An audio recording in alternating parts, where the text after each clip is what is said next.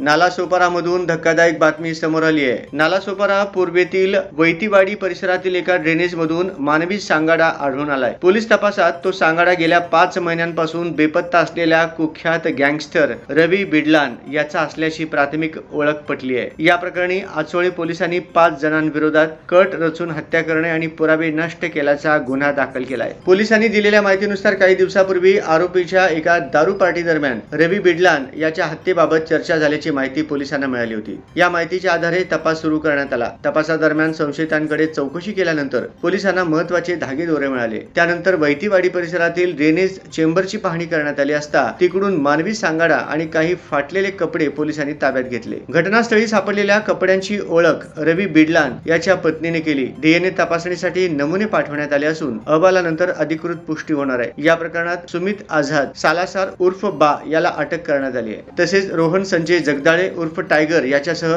अन्य 3 संशयितांना पोलिसांनी ताब्यात घेतले असून त्यांची कसून चौकशी सुरू आहे। आरोपींनी कट रचून रवी बिडलान यांची हत्या केल्यानंतर मृतदेहाची विल्हेवाट लावण्यासाठी तो ड्रेनेज चेंबरमध्ये टाकल्याचा पोलिसांना संशय आहे। रवी बिडलान हा परिसरातील कुख्यात गुन्हेगार म्हणून ओळखला जात होता। त्याच्या विरोधात खुनाचा प्रयत्न, खंडणी, दरोडा, लूटमार, बलात्कार, बेकायदेशीर शस्त्र बाळगणे आणि मारहाण यासारखे डझनभर गंभीर गुन्हे दाखल होते। तसेच गेल्या वर्षी त्याला 5 जिल्ह्यातून तडीपार करण्यात आले होते। ही हत्या का करण्यात आली याचं नेमकं कारण समोर आलं नसून पोलीस पुढील तपास करत आहेत। या घटनेमुळे नालासोपारा परिसरात खळबळ उडाली असून तपासात आणखी धक्कादायक माहिती समोर येण्याची शक्यता व्यक्त केली जात आहे।